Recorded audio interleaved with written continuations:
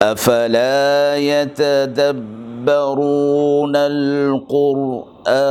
ام على قلوب اقفالها، تو کیا یہ لوگ قرآن میں غور نہیں کرتے یا دلوں پر قفل لگ رہے ہیں؟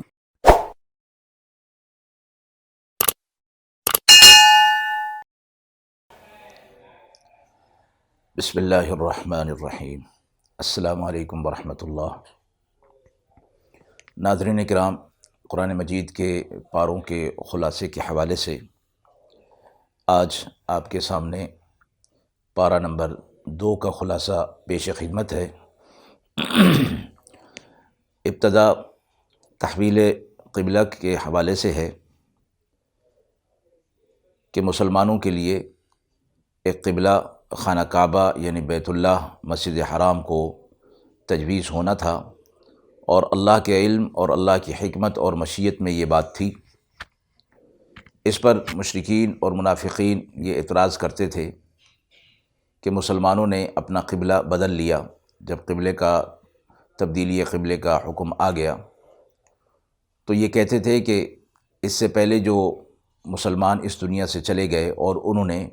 اس قبلے کی طرف، کعبہ کی طرف منہ کر کے عبادت نہیں کی تھی، تو اس کے جواب میں بھی اللہ رب العزت نے فرما دیا تھا کہ دراصل عبادت جو ہوئی اور جو ان مسلمانوں نے کی اس کعبے سے ہٹ کر، وہ بھی اللہ کے حکم کے مطابق تھی، اور اللہ کسی کے عمل کو ضائع نہیں فرماتا۔ باقی رہی یہ بات کہ اللہ تو ہر طرف ہے، جیسے قرآن مجید میں فرمایا گیا اللہ نور السماوات والارض، لیکن ایک قبلہ کا متعین ہونا، ایک سمت کا متعین ہونا دراصل وحدت کے لیے اور یکجہتی کے لیے فرمایا گیا، تاکہ تمام مسلمان بحیثیت امت ہونے کے ایک سمت میں، ایک کعبے کی طرف منہ کر کے اپنے عبادت کی سرگرمیوں کو سر انجام دیں، اور اس سے ایک وحدانیت اور یکجہتی اجتماعیت کا ظہور ہو۔ ورنہ قرآن مجید میں فرمایا گیا قل للہ المشرق والمغرب، مشرق ہو، مغرب ہو، شمال ہو، جنوب ہو، سب اللہ کے لیے ہے، اور اللہ تو ہر سمت میں موجود ہے۔ فَأَيْنَمَا تُوَلُّوا فَثَمَّ وَجْهُ اللَّهِ، تو ایک کعبے کا اور ایک سمت کا متعین ہو جانا اللہ رب العزت کی حکمت میں اجتماعیت اور یکجہتی اور وحدت کے لیے مقرر فرمایا گیا۔ آپ صلی اللہ علیہ وسلم یہ چاہتے تھے دل میں کہ یہ کعبہ، بیت اللہ مسجد حرام اس امت کے لیے بیت اللہ کعبہ مقرر ہو جائے، لیکن اللہ کی طرف سے ابھی اس کا حکم نازل نہیں ہوا تھا، اس لیے آپ صلی اللہ علیہ وسلم نے اس بات کو دل میں رکھا ہوا تھا، اور بار بار اس آس پر آسمان کی طرف آپ صلی اللہ علیہ وسلم چہرہ مبارک اٹھایا کرتے تھے کہ شاید کوئی حکم اس حوالے سے آ جائے۔ اللہ رب العزت نے فرمایا کہ ہم آپ کا چہرہ آسمان کی طرف اٹھنا، بار بار اٹھنا ہم دیکھ رہے ہیں۔ قد نرى تقلب وجهك في السماء، آپ صلی اللہ علیہ وسلم کا یہ چاہنا بھی اسی حوالے سے تھا، چونکہ بیت اللہ مسجد حرام کی تعمیر حضرت ابراہیم علیہ السلام نے فرمائی تھی، اور حضرت ابراہیم علیہ السلام آپ صلی اللہ علیہ وسلم کے جد امجد تھے، تو بیت اللہ کو، مسجد حرام کو حضرت ابراہیم علیہ السلام کے ساتھ یہ نسبت تھی، تو طبعی طور پر آپ صلی اللہ علیہ وسلم یہی چاہتے تھے کہ میری امت کے لیے یہ قبلہ مقرر ہو جائے۔ پھر یہود و نصارہ کا وہ قبلہ بیت المقدس، اس حوالے سے بھی کہ ہمارا ایک الگ امتیاز ہو، ہماری ایک الگ انفرادیت ہو، تو اللہ رب العزت کی حکمت اور مشیت میں بھی یہ بات تھی، تو آپ صلی اللہ علیہ وسلم کی آرزو اور تمنا کرنے سے پہلے، آرزو اور تمنا کا اظہار کرنے سے پہلے، اللہ رب العزت نے آپ صلی اللہ علیہ وسلم سے فرما دیا فَلَنُوَلِّيَنَّكَ قِبْلَةً تَرْضَاهَا، بس ہم نے آپ کے لیے وہ قبلہ کر دیا جس کو آپ پسند فرماتے تھے۔ مفسرین فرماتے ہیں کہ آپ صلی اللہ علیہ وسلم کا اظہار تمنا سے پہلے اللہ رب العزت کا اس تمنا کو پورا کر دینا دراصل آپ صلی اللہ علیہ وسلم کی شان کا اظہار ہے، عظمت کا اظہار ہے۔ آگے فرمایا کہ یہ امت آخری امت ہے، اس کو امت وسط کہا گیا۔ وَكَذَلِكَ جَعَلْنَاكُمْ أُمَّةً وَسَطًا، اور اس وسط کا معنی عدل اور اعتدال فرمایا گیا، میانہ روی، حد سے بڑھا ہوا نہ ہونا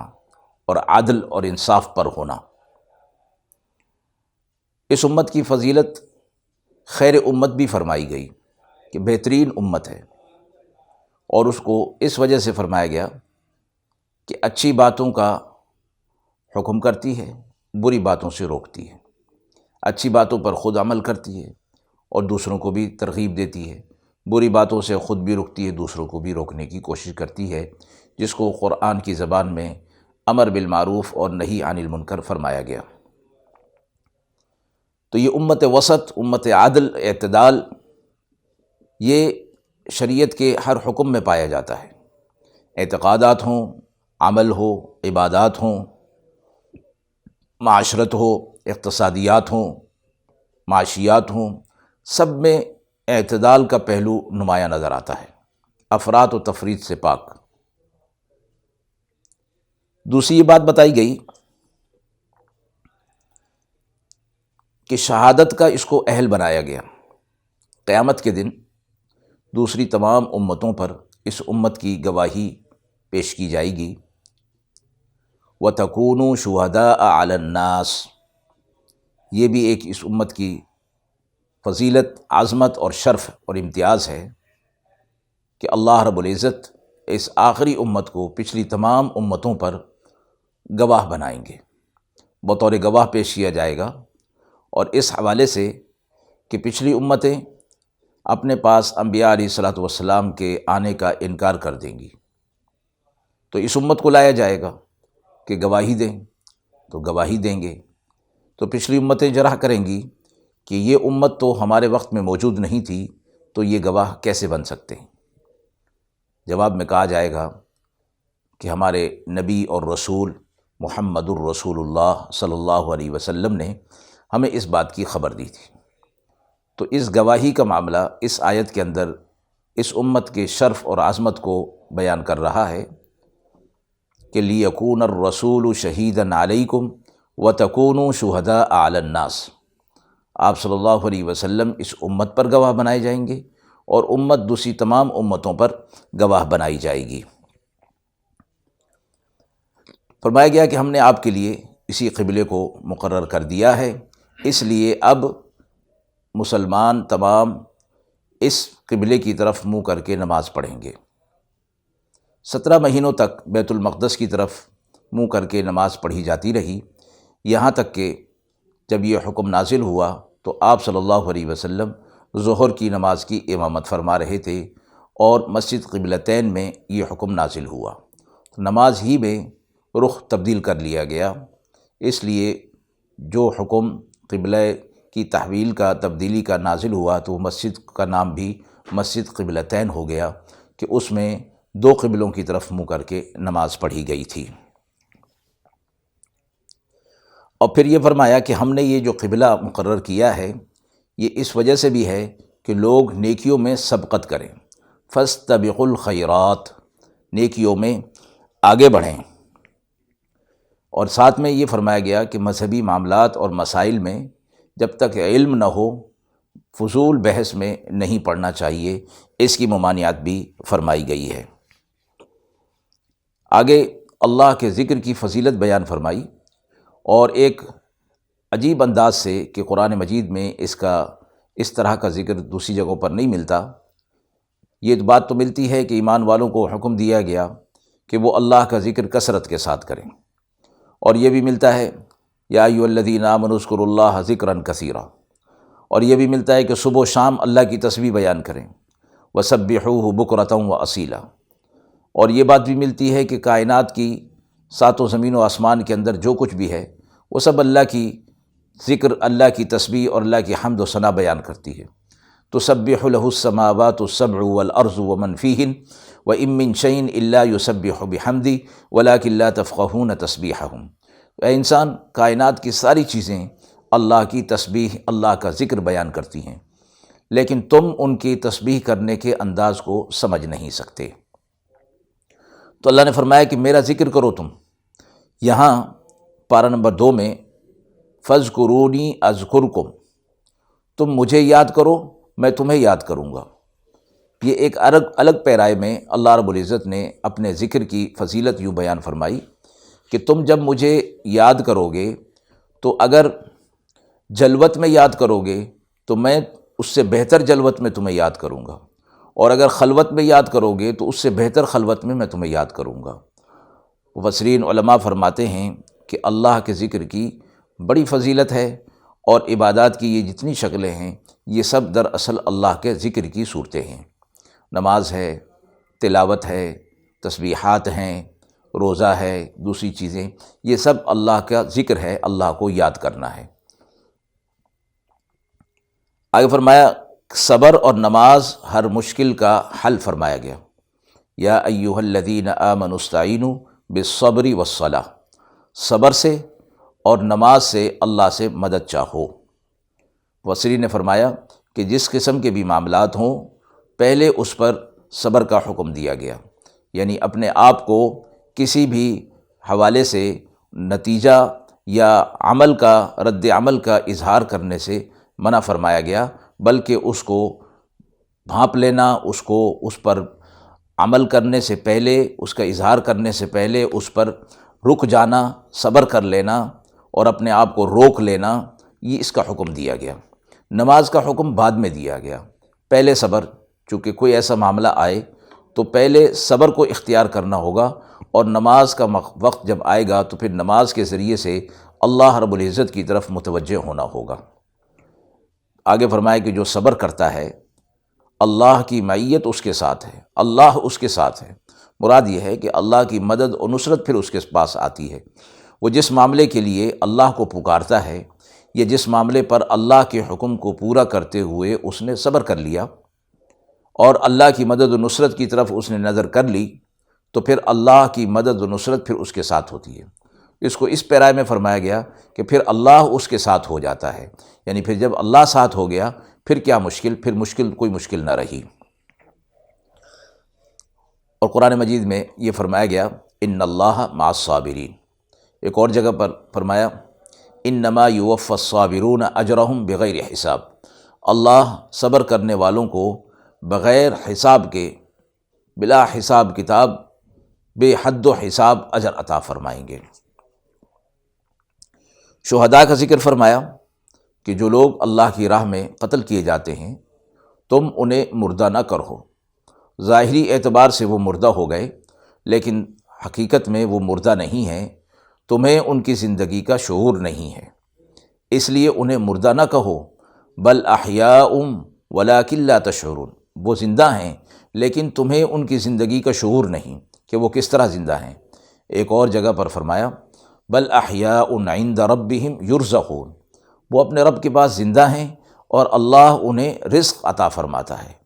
وہ کس طرح کی صورت ہے؟ برزخی صورت ہے۔ بہرحال اللہ رب العزت نے یہ وضاحت فرما دی کہ ان کی موت اور ان کی یہ حالت عام لوگوں کی موت سے بالکل مختلف ہے۔ وہ زندہ ہیں اور ان کو رزق اللہ کی طرف سے پہنچایا جاتا ہے، اور جو کچھ اللہ رب العزت نے اپنے فضل سے انہیں عطا فرما دیا ہے اس پر وہ خوش ہیں۔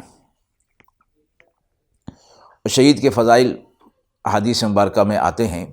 جس میں یہ ایک مشہور حدیث ہے جس میں فرمایا گیا کہ قیامت کے دن جب اللہ رب العزت شہداء سے یہ فرمائیں گے کہ تمہاری کیا حاجت ہے اور کیا تمنا ہے، خواہش ہے، تو وہ بجائے اس کے کہ اللہ کی نعمتوں کا طلب کریں، وہ کہیں گے کہ دنیا کے اندر حق اور باطل کا معرکہ قائم ہو، ہم یہ چاہتے ہیں کہ پھر ہم اس کے اندر شامل ہوں، حق کی سربلندی کے لیے، اللہ کے کلمے کی سربلندی کے لیے ہم وہاں لڑیں، اپنی جان دیں، پھر ہمیں مارا جائے، پھر ہمیں زندہ کیا جائے، پھر مارا جائے، پھر زندہ کیا جائے، ہم تو یہ چاہتے ہیں۔ اللہ رب العزت فرمائیں گے کہ یہ تو دنیا میں ہو چکا، اب یہ دوبارہ ہونے والا نہیں، اور ان کو بے حد و حساب اجر سے اور فضل سے نوازا جائے گا۔ اب فرمایا کہ جب مصیبت میں پہلی بات تو یہ فرمائی گئی کہ صبر کرنا چاہیے، اور اس کے بعد نماز کی طرف متوجہ ہو جانا چاہیے، اللہ رب العزت کی یاد میں متوجہ ہو جانا چاہیے تاکہ اللہ کی مدد و نصرت آئے، چونکہ مصیبت آتی بھی اللہ کی طرف سے اور جاتی بھی اللہ کی طرف سے ہے۔ وَإِن يَمْسَسْكَ اللَّهُ بِضُرٍّ فَلَا كَاشِفَ لَهُ إِلَّا هُوَ، اگر تمہیں کوئی تکلیف پہنچتی ہے اللہ کی طرف سے تو اس کو دور کرنے والا بھی اللہ کے علاوہ اور کوئی نہیں ہے۔ وَإِن يَمْسَسْكَ بِخَيْرٍ فَلَا رَادَّ لِفَضْلِهِ، اور اگر وہ اللہ تمہیں کوئی فضل پہنچانا چاہے تو دنیا کی کوئی طاقت اس فضل کو تم سے روک نہیں سکتی، وہ تم تک پہنچ کر رہے گا۔ تو یہاں یہ فرمایا گیا کہ اللہ کی طرف رجوع ہونا چاہیے، اور پھر مصیبت میں کرنا کیا چاہیے۔ ایک بڑا مشہور جملہ ہے جس کو ہم اکثر کسی کے انتقال پر اس کو پڑھتے ہیں، انا للہ و انا الیہ راجعون، بے شک ہم سب اللہ کے لیے ہیں اور ہمیں اللہ ہی کی طرف لوٹ کر جانا ہے۔ علماء فرماتے ہیں کہ یہ ہر قسم کے نقصان اور ناگواری پر اس کو پڑھا جاتا ہے۔ یہ ضروری نہیں کہ کسی کے انتقال کی خبر سنی جائے تو اس پر انا للہ و انا الیہ راجعون پڑھا جائے، بلکہ کوئی معمولی سا نقصان ہو، کوئی ناگواری والی بات ہو، اس پر بھی انا للہ و انا الیہ راجعون پڑھنا چاہیے۔ دراصل یہ دل کی تسکین کے لیے فرمایا گیا ہے کہ چونکہ ہم ہر ناگوار چیز کو، ہر مصیبت کو ہم اللہ کی طرف لوٹا دیتے ہیں اور اس کی نسبت اللہ کی طرف کر کے کہ یہ اللہ کی طرف سے آئی اور اللہ ہی کی طرف سے جو ہے وہ جانے والی ہوگی، اور ہم اللہ کے لیے ہیں، ہم بھی اللہ ہی کی طرف لوٹ کر جانے والے ہیں، تو مومن کا یہ نظریہ اور یہ عقیدہ اس کے دل کے اندر ایک تسلی اور تشفی پیدا کر دیتا ہے۔ آگے فرمایا عظمت الہی، اللہ تعالیٰ کی توحید کی نشانیاں جو کائنات کے اندر بکھری ہوئی ہیں اس کو بیان فرما کر یہ سبق دیا گیا اور یہ توجہ دلائی گئی کہ ان تمام نشانیوں سے اللہ کی ذات اور صفات پر استدلال کیا جائے کہ اللہ رب العزت ہی ان سب کا پیدا کرنے والا ہے، اور یہ ساری چیزیں جو انسان کے آس پاس میں بکھری ہوئی ہیں، انسان ان پر غور کرے، کائنات کی چیزوں پر غور کرے تو اللہ کی وحدانیت، اللہ کی کبریائی، اللہ کی بڑائی اس کے دل کے اندر آئے گی۔ تو تمام چیزوں کو، زمین و آسمان کا پیدا کرنا، دن اور رات کا آنا، ہواؤں کا چلنا، پانی کا برسنا، نباتات کا نکلنا، اور اسی طرح بادلوں کا آنا، سمندروں کا پانی سے بادلوں کا اٹھنا، پھر بارش کا برسنا، نباتات، یہ ساری چیزیں جو اللہ نے پیدا کی ہیں، اس میں ایک چیز فرمائی بما ينفع الناس، اس میں تمام لوگوں کے لیے نفع ہے، لوگوں کی بھلائی اس کے اندر ہے۔ مراد یہ ہے کہ لوگ اس سے بھلائی اور فائدہ حاصل کرتے ہیں تو اس طرف بھی نظر ہونی چاہیے کہ یہ اس کا پیدا کرنے والا کون ہے، اس کا خالق کون ہے ان تمام چیزوں کا، جس نے ہمارے نفع کے لیے اتنی بڑی چیزیں جو ہے وہ بنا دیں کہ جس کے بغیر ہماری زندگی ممکن نہ ہو یا مشکلات کے اندر ہم گر جائیں۔ تو اللہ کی وحدانیت، اللہ کی کبریائی کو، اللہ کی بڑائی کو دل میں رکھتے ہوئے ان چیزوں کو استعمال کیا جائے تو اللہ کا شکر پیدا ہوگا۔ فرمایا گیا کہ جو کفار ہیں، منافقین ہیں، یہ دنیا کی چیزوں اور جو باطل چیزیں ہیں یعنی معبودان باطلہ، ان کی یہ عبادت کرتے ہیں اور ان کے دل کے اندر ان کی محبت بہت شدید ہے، اور دنیا کی مال و متاع کی محبت شدید ہے، جبکہ اہل ایمان اور اہل تقوی کی نشانی یہ بیان فرمائی کہ ان کے دل میں اللہ کی محبت شدید تر ہے، اور آیت فرمائی گئی والذین آمنوا اشد حبا للہ، جو ایمان والے ہیں ان کے دل کے اندر اللہ کی محبت سب سے زیادہ ہے۔ تو دراصل اللہ کی محبت جب تک دل میں نہیں ہوگی تو اللہ کی وحدانیت، اللہ کی بڑائی جو ہے وہ دل کے اندر نہیں آئے گی۔ آگے فرمایا کہ حلال اور طیبات کھانے کی اجازت دی گئی، یا ایھا الناس کلوا مما فی الارض حلالا طیبا، فرمایا کہ ایک تو حلال ہے اور ایک طیب، پاکیزہ۔ تو حلال ہونے میں بھی فرمایا کہ جو چیزیں اللہ کی طرف سے حلال کر دی گئی ہیں وہ تمہارے لیے حلال ہیں، ان کو اپنے اوپر حرام نہ کرو۔ آپ صلی اللہ علیہ وسلم سے بھی فرمایا گیا تھا یا ایھا النبی لم تحرم ما احل اللہ لک، آپ اپنے اوپر وہ چیز کیوں حرام کرتے ہیں جس کو اللہ نے آپ کے لیے حلال کیا ہے۔ تو جو چیز حلال ہے اس کو استعمال کیا جائے، طبیعت کے اندر رغبت نہ ہونا، مزاج کو، طبیعت کو موافق نہ ہونا، اس وجہ سے اس چیز کا استعمال نہ کرنا، یہ حرام میں داخل نہیں ہے، بلکہ فرمایا کہ مزاج مختلف ہوتے ہیں۔ اگر کوئی شخص کسی حلال چیز کو طبیعت کی ناگواری کی وجہ سے یا بیماری کی وجہ سے یا مرغوب نہ ہونے کی وجہ سے استعمال نہیں کرتا تو وہ اس بات میں نہیں کہ وہ حلال چیز کو حرام قرار دے رہا ہے، بلکہ وہ اپنے ایک کسی عذر کی وجہ سے اس کو استعمال نہیں کر پا رہا۔ اگلی چیز فرمائی طیب، وہ پاک بھی ہونا چاہیے، یعنی اس کے اندر صفائی ستھرائی کا بھی خیال ہونا چاہیے، حلال بھی ہو طیب بھی ہو۔ اس کے ساتھ فرمایا کہ حرام کی ممانعت بھی ہے۔ اب جب حلال کا حکم دیا جا رہا ہے تو حرام کی ممانعت بھی ساتھ فرما دی گئی، اور وہ آیت ہے انما حرم علیکم المیتۃ والدم ولحم الخنزیر، یہ حرام کی تفصیل بیان کر دی گئی۔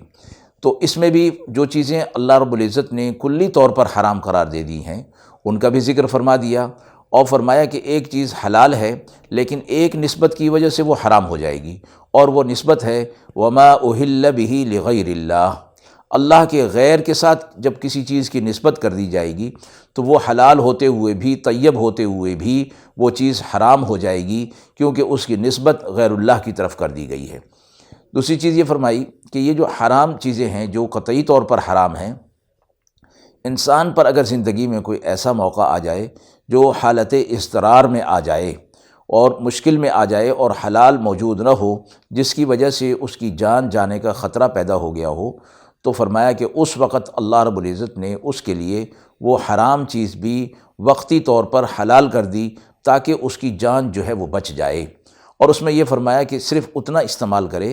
کہ جس سے اس کی جان بچ جائے، نہ تو وہ لذت کے لیے اس کو استعمال کرے نہ پیٹ بھرنے کے لیے۔ تو یہ بھی ایک رخصت اس کے اندر دے دی گئی شریعت کے جو احکامات میں جو اللہ رب العزت نے تخفیف رکھی ہے، جو سہولت اور آسانی رکھی ہے اور رحمت اس کو قرار دیا گیا، ذالک تخفیف من ربکم ورحمہ، یہ تمہارے لیے رحمت ہے تمہارے رب کی طرف سے، تمہارے لیے آسانی ہے، تو اس سہولت سے فائدہ وقت آنے پر اٹھایا جا سکتا ہے۔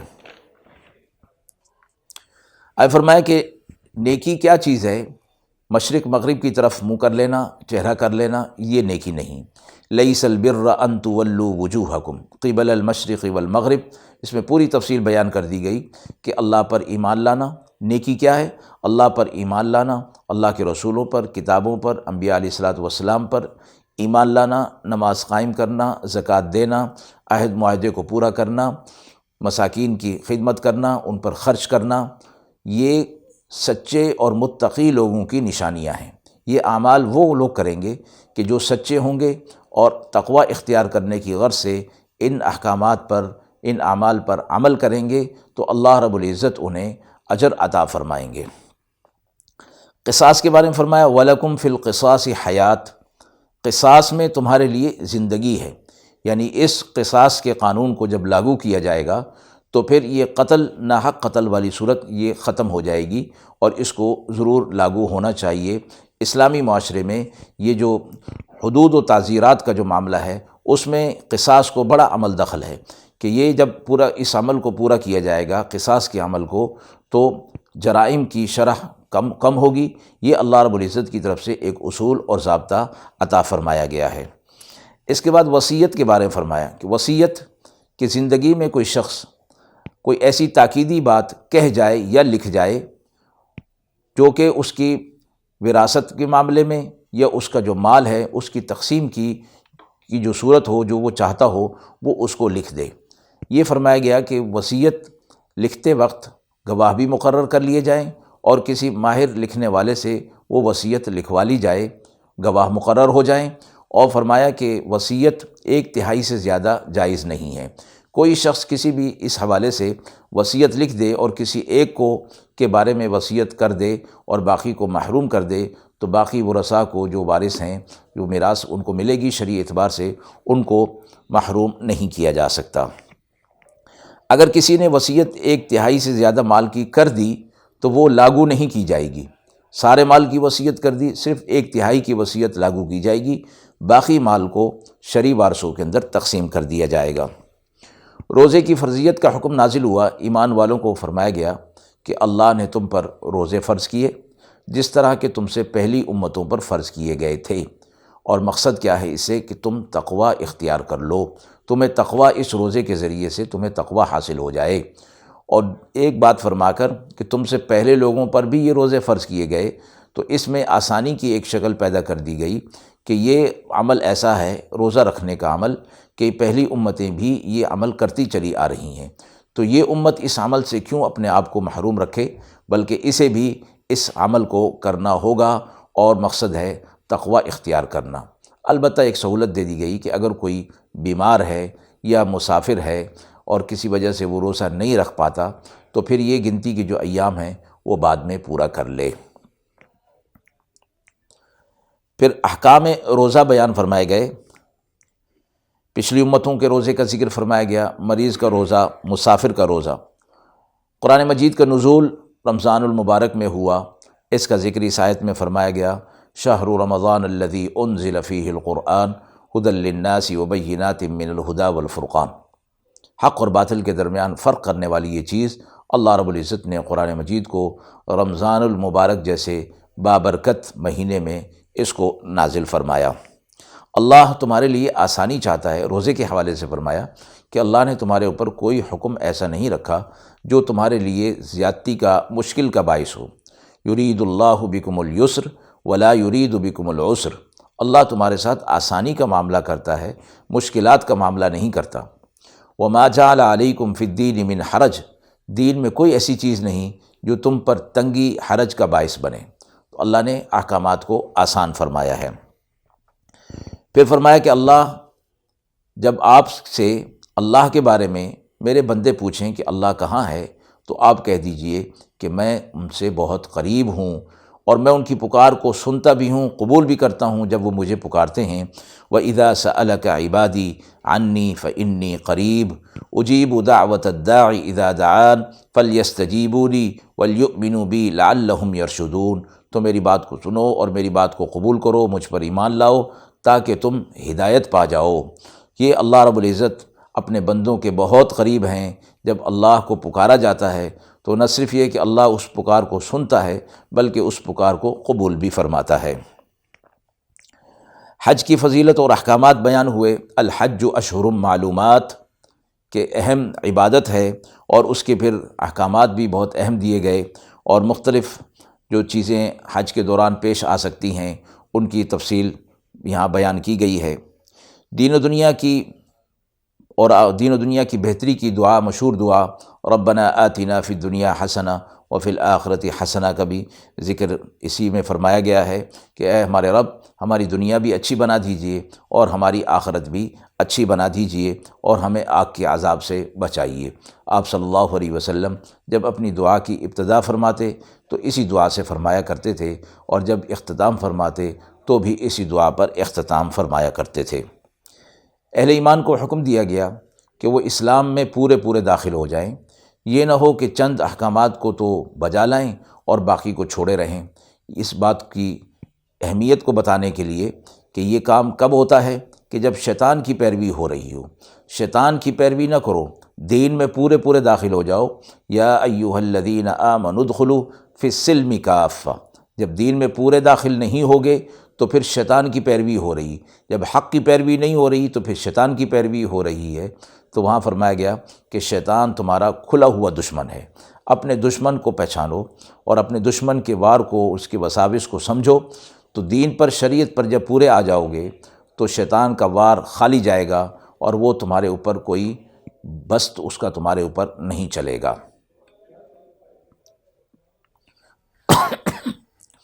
اس کے بعد فرمایا کہ اللہ کی راہ میں کیا خرچ کیا جائے۔ آپ صلی اللہ علیہ وسلم سے سوال کیا جاتا ہے، یسألونک ماذا ينفقون، کہ لوگ آپ سے سوال کرتے ہیں کہ ہم اللہ کی راہ میں کیا خرچ کریں، تو جواب میں فرمایا گیا قل ما انفقتم من خیر فللوالدین والاقربین والیتامى والمساکین وابن السبیل۔ یہ ایک صورت بتا دی گئی کہ کہاں کہاں خرچ کرنا ہے، اپنے والدین پر، عزیز و اقارب پر، رشتہ داروں پر، مسافروں پر، قرض داروں پر، ان پر جب خرچ کیا جائے گا تو اللہ کا راستہ ہے یہ، اور اللہ کی رضامندی، رضا کو حاصل کرنے کے لیے کیا جائے گا۔ اور فرمایا کہ اللہ کی طرف سے جو کچھ حکم تمہیں دیا جا رہا ہے، جیسے جہاد کا حکم، قتل و قتال کا حکم، تو اس کو پورا کرو، اللہ نے تم پر یہ فرض کر دیا ہے۔ اور فرمایا کہ بہت ساری چیزیں ایسی ہیں جو تمہارے لیے فائدے کا باعث ہیں لیکن وہ تمہیں اچھی نہیں لگتی، اور بہت ساری چیزیں ایسی ہیں جو تمہیں اچھی لگتی ہیں لیکن تمہارے فائدے کا وہ باعث نہیں۔ اللہ نے جو کچھ تمہیں عطا فرمایا ہے وہ دراصل حکمت اور مشیت پر مبنی ہے، وہ تمہارے لیے خیر ہی خیر ہے، تمہارے لیے بہتری ہی بہتری اسی کے اندر ہے۔ اللہ کو اس کا علم ہے، تمہیں اس کا علم نہیں ہے، اس لیے اللہ نے جو احکامات دیے ان کو دل جمعی کے ساتھ اطاعت اور فرما برداری کرتے ہوئے ان پر عمل کیا جائے۔ فتنہ اور فساد کے بارے میں فرمایا گیا کہ جو شخص فتنہ اور فساد کو پھیلاتا ہے اس کا جرم اتنا بڑا ہے کہ قتل سے بھی بڑا ہے۔ فتنہ اور فساد قتل سے بھی بڑا جرم ہے، اس لیے فرمایا گیا کہ فتنہ اور فساد نہیں ہونا چاہیے، اس کی ممانعت فرمائی گئی۔ شراب اور جوئے کا ذکر فرمایا کہ اس میں اگرچہ بظاہر کچھ فائدے نظر آتے ہیں لیکن ان کا نقصان اور ان کا گناہ ان کے فائدوں سے بڑھا ہوا ہے۔ وَإِثْمُهُمَا أَكْبَرُ مِن نَفْعِهِمَا، کہ اس کا گناہ اس کے نفع سے زیادہ ہے، اور یہ ترتیب بیان کر کے یہ فرمایا کہ چونکہ ان کا نقصان زیادہ ہے